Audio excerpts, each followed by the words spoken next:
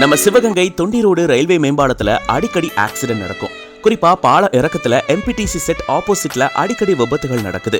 ஏன்னா பாலம் இறக்கத்துல யூட்டன் போட்டு Anna Nagar, 48 colony, police quarters, rose நகர், குறிஞ்சி நகர், பவுலா நகர், வண்டவாசி, பனங்காடின்னு எல்லாரும் போறாங்க. அப்படி போறப்போ வேகமா வர்ற வாகனங்களால அடிக்கடி விபத்து நடக்கும்.